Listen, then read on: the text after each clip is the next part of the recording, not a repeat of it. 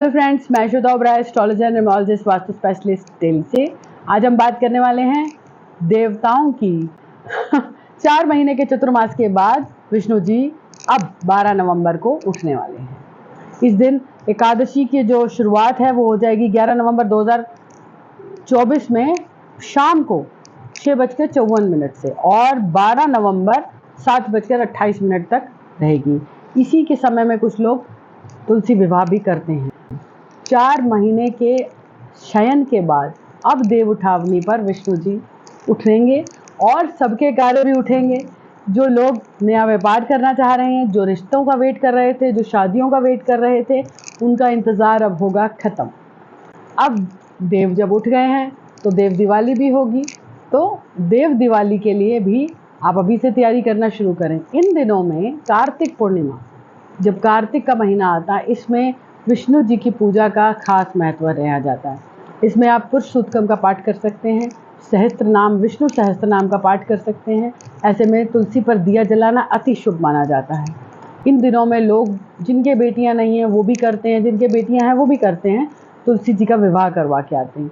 अगर आप नहीं कर सकते कुछ या आपको ज़्यादा ज्ञान नहीं है इन चीज़ों का, तो सिंपल लक्ष्मी जी को एक सुंदर सी तुलसी जी को चढ़ाइए चुन्नी, उनको नमस्कार कीजिए, फूलों से उनको सजाइए और उनके आगे बैठ के विष्णु सहस्त्र नाम का पाठ कीजिए, ताकि आपके घर में भी हमेशा मंगल बना रहे।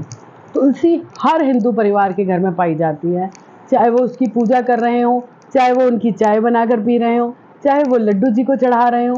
तो ये अलग अलग स्वरूप हैं। शालिग्राम भी एक विष्णु जी का ही स्वरूप है, जिनके साथ तुलसी जी की पूजा की जाती है। तुलसी जी की शादी करवाई जाती है, कुछ लोग फेरे करवाते हैं, कुछ साथ में रख के सिर्फ पूजा करते हैं। जैसा जिसका भाव वैसा उसका फल। तो ऐसे में अब इन आने वाले दिनों में सभी शुभ कार्यों के लिए समय खुला है। इसमें इस दिन अबुझ मुहूर्त कहा जाता है। अबुझ मुहूर्त उसे कहा जाता है जिसमें आपको लगन न देखना पड़े। अबुझ मुहूर्त वो होता है जिसमें तिथि और नक्षत्र बहुत इम्पोर्टेंट होता है, उसे अबुझ मुहूर्त कहा जाता है। तो इस दिन में योग निद्रा से उठने के बाद विष्णु जी के साथ आप लक्ष्मी जी की पूजा भी करें कार्तिक पूर्णिमा पर, तो आपको बहुत अच्छा रिजल्ट मिलता है। कार्तिक पूर्णिमा वाले दिन गुरु नानक देव जी का बर्थडे भी आता है, तो ये हर प्रांत के लिए एक खास महत्व रखते हैं।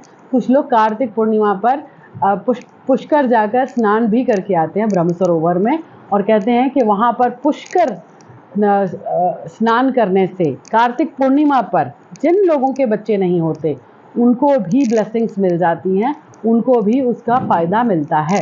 तो अगर आप चाह रहे हैं और कंसीव नहीं हो पा रहा, तो इसमें आप पुष्कर जाकर स्नान करके ज़रूर आएँ कार्तिक पूर्णिमा वाली रात।